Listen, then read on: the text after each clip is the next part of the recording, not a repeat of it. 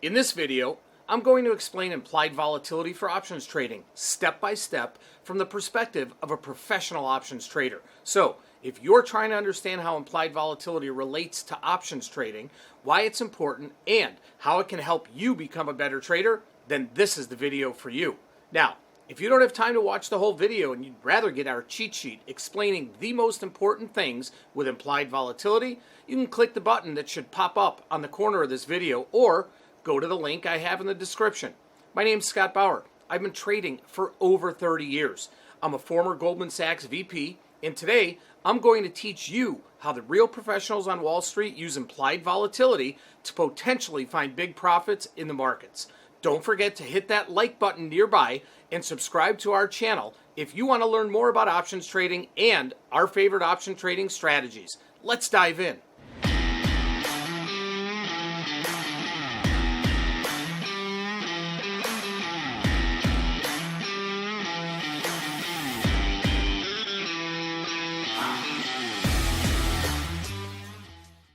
We're going to have a discussion here on implied volatility. And so many traders don't even think about implied volatility because honestly, it sounds really difficult and it sounds really confusing and it sounds too advanced.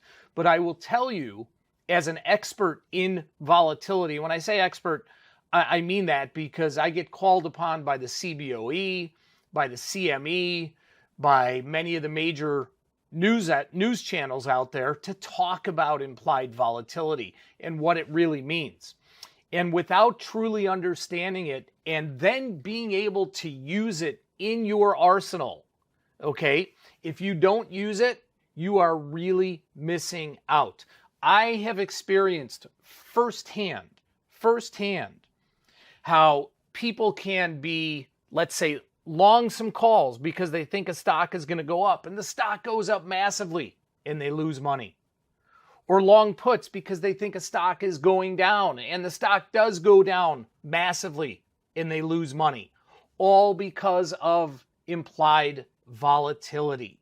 So it's imperative to understand implied volatility. So let's talk about this, all right? And I'm going to use the whiteboard here. What is implied volatility? Okay, basically implied volatility tells us how expensive or how cheap an option is based on history, based on its historical trend of premium. Now, we all know that the higher the volatility in anything, not just option trading, but the higher the volatility in anything, that means things are swinging around all the time, right? That means things are back and forth and back and forth. So things that are more volatile typically cost more. Things that are less volatile, when things are complacent, cost less. Same thing with options. And what we'll see is on any particular stock here, we can see a volatility chart. And I'm going to pull one up here on Apple.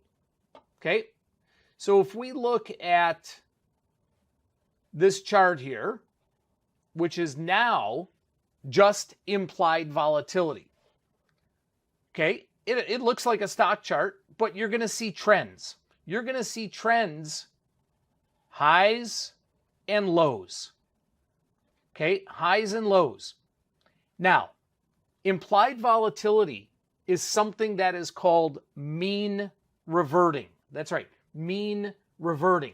What that means is, mathematically, it's always going to find its average, its mid-level. So when it's really, really high, 100% of the time, it's coming down. And when it's really low, 100% of the time, it's moving up. And you can see that on this chart here. I just drew the kind of the top range, the bottom range, and you can see how volatility will find its center point. Now, the key as traders is to know how to take advantage of that. And not to make this too easy or too simplistic, but essentially, you want to sell when something's expensive and you want to buy when something is cheap. It's no different with implied volatility. Okay, so let's get back to our whiteboard here. IV, or implied volatility, always has a range. And as I said, implied volatility is mean reverting, which means it will always find its average price. The key is to know when to sell, when to buy, when to anticipate volatility going up, when to anticipate volatility going down. That's kind of just a very simplistic overview. Now, let's get into how we actually measure implied volatility. We've already spoken about delta, and we know that what delta represents is how much the price of an option moves as the stock moves $1. Well, the Greek measurement in option trading for volatility is called vega. And it's really easy to remember that because you've got vega volatility, V and V. Okay? What vega measures is how much the price of an option will move as the as the implied volatility of an option moves 1 point. Okay? So let me put that up on the whiteboard here. Vega measures the move in the price of an option as implied volatility moves 1 point. The higher the vega, the more that option is going to move. The more that option is going to be sensitive to a move in volatility. The lower the vega, the less sensitive it is to a move in volatility. Now, let's talk a couple things about vega, okay? As an option gets closer and closer to expiration, the vega decreases. So volatility becomes less important the closer and closer you get to expiration of an option. Delta really just takes over as you get towards expiration. Okay? The further out in time, the more vega impacts the price of an option. Okay? Let's take a look at how. Let's take a look at why. Okay? I'm going to go back to our Apple example here. We're going to use Apple. And we're going to look at an option that expires just out in a week. Okay? And right now, Apple is trading 175.60-ish. Okay? If we look at the money options here, which I've just circled here, I've got a column here that says vega. Tells us what that volatility sensitivity is. And you can see it's right around 10 cents. Okay, 9.8, 9.7, that means it's 10 cents. What that means is for every 1 point that the implied volatility in Apple moves, the value of that option is going to change by approximately 10 cents. If the vol goes up, the value of that option is going to go up by 10 cents.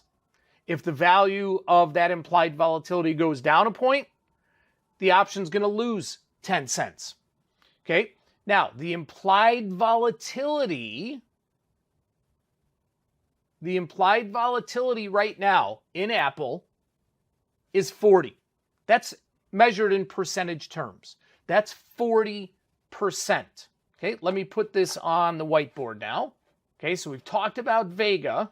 Implied volatility is measured in percentage terms. Now, 40%, you may not know what that means. I don't know if that's high, that's low, that's, somewhere in the middle. Well, that's why we use our implied volatility historical chart here.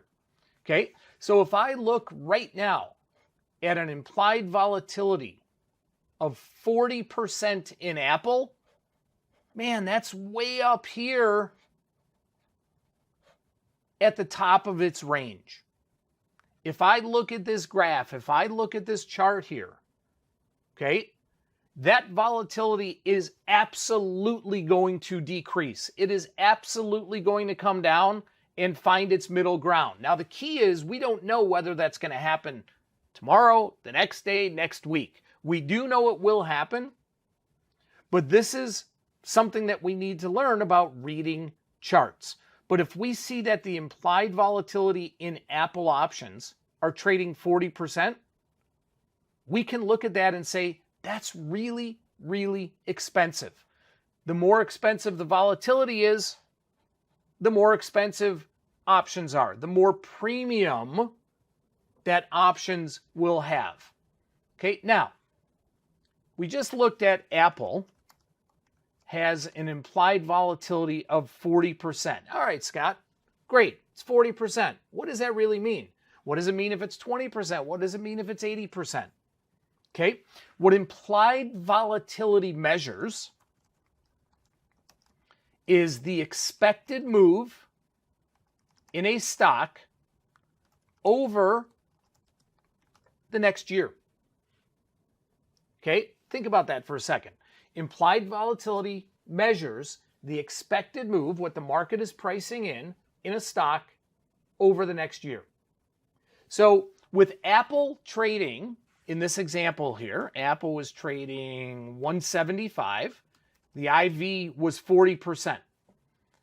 If I do some simple math here and take 175 times 40, okay, I get $70. So what the market is anticipating, or what the market is pricing in right now, is that over the next year, the market is anticipating an expected range in Apple of the current price of 175 plus or minus that expected move based on the implied volatility, which is $70, or a range of 105 up to 245. Okay? Again, 40% implied volatility. That measures what the market is anticipating a move in a particular stock would be over the next year. So we can see if Apple was really cheap, Apple volatility that is, okay? If Apple implied volatility was down at the bottom of its range. What do I mean at the bottom of its range? Okay, right down here, right around, let's call it 22, 23% implied volatility. Okay, if we do the same math,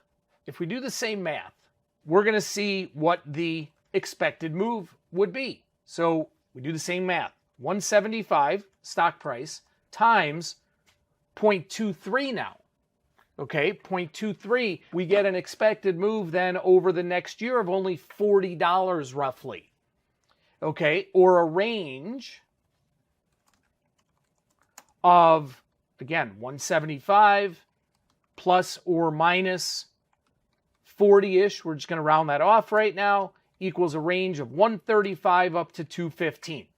So if we compare this, right, if we compare the 40% implied vol, which gives us this range right here, to the 23% implied vol, which gives us this range, we can see the wider the range, the more expensive options should be, right? Because the probability is that that stock can be all over the place.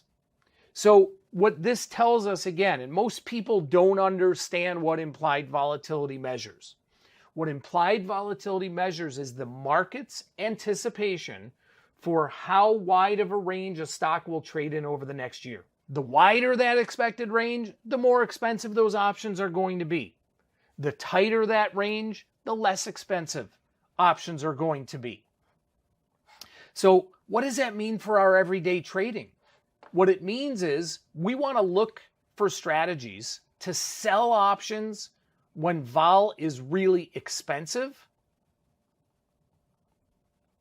or credit spreads collecting in money, and we want to look for strategies to buy options or to buy volatility when volatility is really cheap. Because we know that when it's down here, it's moving up. And when it's up here, it's moving down. Again, we don't know the exact timing of that, but we know that is going to happen. And we need to be able to use and to understand this past performance, right? Historical data of volatility ranges to predict the future. And without understanding that, your trading profits can get seriously impacted. Hopefully everybody understands that right now. I know that, volatility can be, pretty confusing, but we must understand that. The bottom line is you don't want to buy vol when it's really high. You don't want to sell it when it's really cheap. Okay, now let's see how volatility actually impacts the price of individual options here in Apple. And we're going to look at these options again here. The 175 calls are on this side, puts are on this side. Now, one other thing to understand and to know about volatility, about vega, okay, is the vega of an option is the exact same for both a call and a put at the same strike at the same expiration. The vega of a call and a put option are the exact same at the same strike and same expiration. Okay? If calls and puts moved differently from a volatility standpoint, okay, not from a delta standpoint, but from a volatility standpoint, there would be a massive arbitrage. Okay? It just doesn't happen. I shouldn't say it doesn't happen. It does happen in the instance of some very extraneous circumstances, like if a stock is hard to borrow, as we saw some of the meme stocks earlier this year where you couldn't short a stock, then you may see the volatility of put options perhaps being greater than call options. But generally speaking, and for probably 98% of the cases, that vega number, the amount that the volatility impacts an option, is going to be the same for a call and a put. Let's go back here. And we're going to focus in on these 175 calls right now. Okay, the 175 call, again, has a vega of almost 10 cents. Again, that means that for every 1 point the implied volatility changes, the value of that option is going to change 10 cents. Okay, so let's look at this example on the screen. Right now, we can see the current price of Apple of this option, of the December 23rd 175 call option, is about $3.88. The implied volatility of that option is about 40%. The vega is almost 10. If I adjust this implied volatility by just 1 point, up or down, we should see the value of this option right here change by roughly 10 cents. So watch the middle part here. I am going to decrease the implied vol, and look at that. The volatility or the value of that option went down by about 10 cents. Now I'm going to increase this implied vol by 1 point, and you can see the value of that option went up by 10 cents. So what this tells us is we know that if we're buying expensive volatility, the likelihood is it's going to come down. And the value of the option that we just bought is going to go lower. Same thing if we sell volatility when volatility is down at the bottom end of its range and the likelihood is it's going to go up, then the option we've sold could become worth more. Now, for comparison purposes, let's focus in right now on the put side. Okay? The put side, the December 175 put, has the same implied vol, 40% ish as the call. And that put right now is trading about 407. That vega is the same, of about 10 cents. Okay? It's same, about 10 cents. So if I go in here and I change the implied volatility on that put, if I lower at 1 point, you can see that the value of that option just dropped by about 10 cents. And if I were to raise it 1 point from where it was, you can see the value of that option just increased by about 10 cents. So same thing happens to the call and the put. Okay? Very important to understand that vega is the same for both a call and a put with the same expiration at the same strike.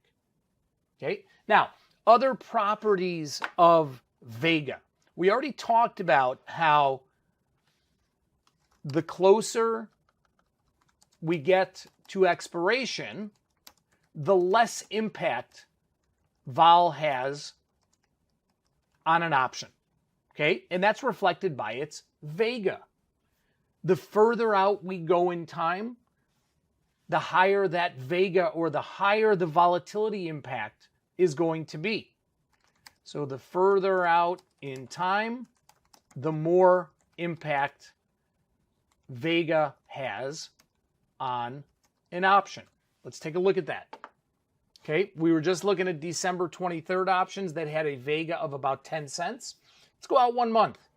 Okay, let's go out 1 month. Look at the same exact option here, the 175, but just 1 month later, and you can see that vega has basically doubled. It's about 21, 22 cents here, which means for every 1 point that volatility changes, that impact on that option is not going to be 10 cents. It's now going to be 21, 22 cents.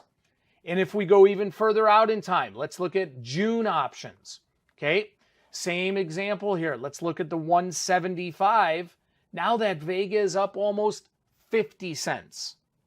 Okay, so you can see the further you go out in time, the more sensitive options are to a change in implied volatility.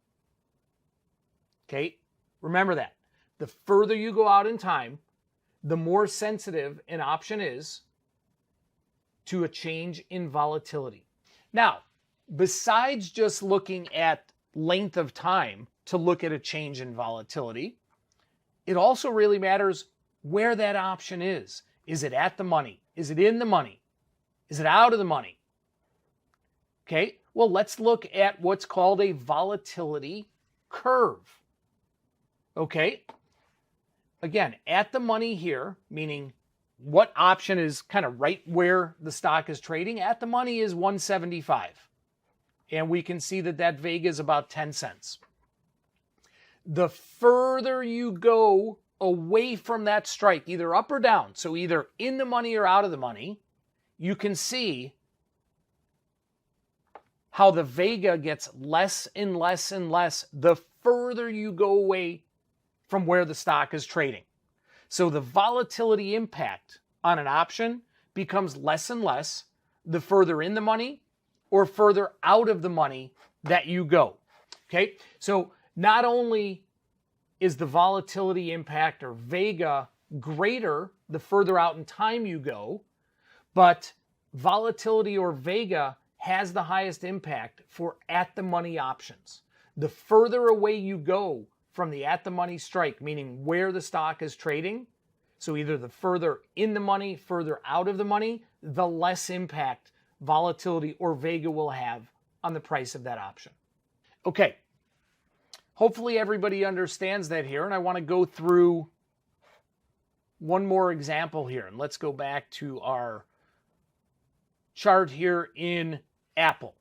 Okay, now when we're deciding to trade from a volatility perspective, we still need to do our analysis. We still need to do our diligence on direction, right? We still need to look at and see, are we bullish? Are we bearish? Or even are we neutral? And there are different strategies and different setups for each scenario. The key to remember for any scenario you want to be in, okay? The key is to remember that you don't want to buy expensive IV, and you don't want to sell cheap IV. Okay, so when volatility is expensive, again, regardless of direction, regardless of whether you're bullish or bearish or even neutral, okay, you would rather have a position that is either neutral or short Vega. Short meaning you have sold volatility. Because the rationale behind that is, if volatility is really expensive, we're looking at our charts, more likely than not, that volatility is going to decrease. So the options that you have sold become worth less. And when vol is cheap, you would rather have a position that is either neutral or long Vega. Long meaning you've bought options, you've bought volatility, because the likelihood is, if you're buying volatility when it's at the bottom of the range, the likelihood is it's going up. So that is kind of a beginner's introduction into implied volatility. And I can't really kind of harp on and overstate enough how important it is to understand implied volatility with your trading strategies. In my world, and doing this for over 30 years, okay, my holy grail, if you will, okay, is when I can look at analysis, technical charts, fundamental, whatever it is, have a good idea of direction, okay, up, down, or neutral of a stock, but then be able to combine that with an option strategy that gets me to whatever volatility position I want to have, long, short, or even neutral. And the combination of those two, in my experience, doing this for 30 years and being a volatility expert, that is how you can really, really jumpstart your profits and maximize those profits. All right, guys, that's a wrap up of an intro into implied volatility. Really appreciate you joining me. Please remember to like, comment, and subscribe, and we'll see you on the next one.